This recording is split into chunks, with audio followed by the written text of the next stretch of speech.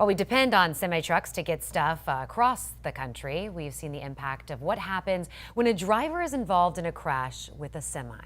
Tonight, a Pinellas County deputy is getting treated for a traumatic brain injury after his Chevy Tahoe went under the side of a truck hauling propane in Pasco County last month. He was on his way to work at the time. And more than a decade ago, a Hillsborough County Sheriff's deputy was killed going just 35 miles an hour when his patrol car ended up lodged behind a tractor trailer.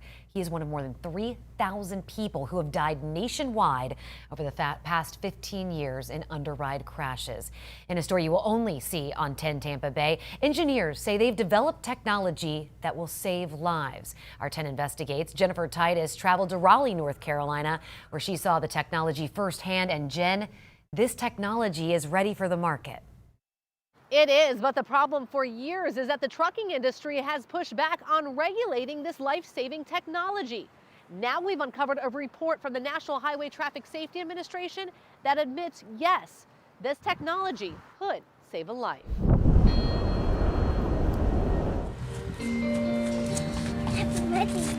Thank you, Mary. It's easy for a mother to remember details of their child's life. Mary, she was more like a ham and could make people laugh, and she had a belly laugh. Details of milestones. I believe in God, the Father, creator of the universe and everything in it. Turn the camera around. And Aaliyah was a real bookworm and loved to write.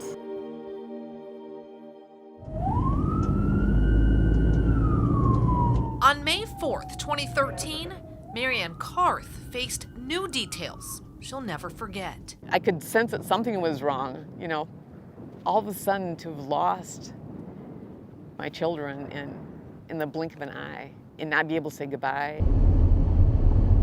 On this Georgia highway, Marianne's car slid underneath a tractor trailer with her son in the passenger seat and two daughters in the back. He hit our car and it spun us around so that we ended up going backwards to the back of another tractor trailer. Her 17-year-old daughter, Annaleah, died instantly.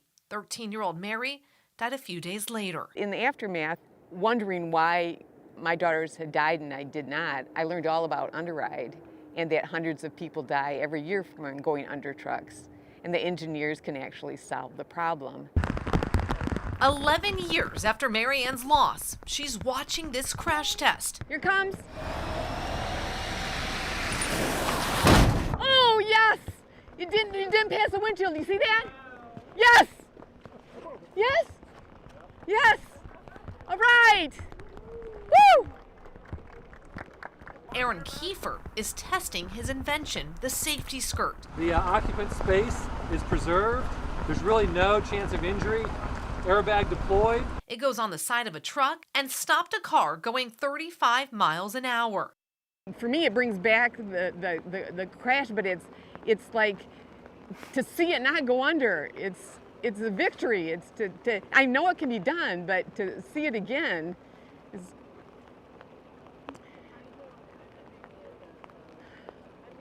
Why, if there is this solution, is it not a requirement like a seatbelt if it is proven to save possibly a life? It's really a bottom line industry, and so every dollar counts, every pound counts. It's just a dollars and cents, a cost issue. Life is priceless. Lives like 28-year-old Raymond Diaz's. I sat on that chair and I just said, Ray, what happened? What happened to you? What really happened? He was killed on a Florida road after his car went underneath a tractor trailer. A life is a life, and there's no money that should be even say it's too much to save a life. I'm sorry. How much more would this cost somebody that's purchasing a truck? It cost me approximately $1,000 to build it, but that's building one with a custom manufacturer. If you make it on a scale, we're talking maybe a tenth of that price. Something else 10 Investigates has uncovered. The National Highway Traffic Safety Administration, also known as NHTSA, admitted in this report to Congress that side underride guards would save lives.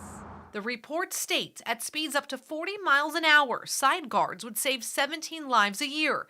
It goes on to say, though, the net benefits would be negative $1 billion for a side underride guard requirement on every trailer. But as we showed you, as part of our Risky Rigs investigation, data collection from underrides across the country is inconsistent, making it difficult to fully account for the overall benefits. NHTSA denied our request for an interview, but when we asked them by email whether or not the agency would like to see underride technology on all tractor trailers, they replied, NHTSA is considering all available approaches to address underride crashes. I don't have an estimate on the lives saved. You know, the only thing we do have to go by is what NHTSA has put out there, and I get that 17.2 lives saved. We also took the NHTSA report to the Truckload Carriers Association, a national trucking organization that has pushed back on adding side underride guards. The reality is if you look at the crash prevention, which for automatic emergency braking, it would reduce over almost 6,000 crashes.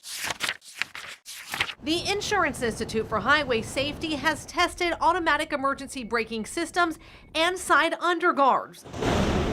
They tell us that AEB systems are proving to be highly effective in some crash scenarios, but they still can't and won't prevent every crash. Effective rear and side underride guards can help ensure that crashes between passenger vehicles and large trucks are more survivable.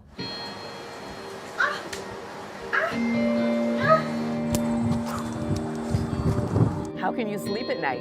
If you just look at the difference between a crash test with and without a strong guard, and you see how the human body is just, people should not die that way. And we also reached out to federal lawmakers to see if they would want this technology mandated. We know U.S. Senator Marco Rubio would. He co-sponsored the Stop Underride Act a few years ago that would mandate the underride guards on every single tractor trailer. Parts of that bill were merged into the infrastructure bill that passed last year, but it only required studies to be done to see how effective side underride guards are. We'll, of course, continue to push on this topic. For now, we're in downtown Tampa tonight. Jennifer Titus, 10 Investigates.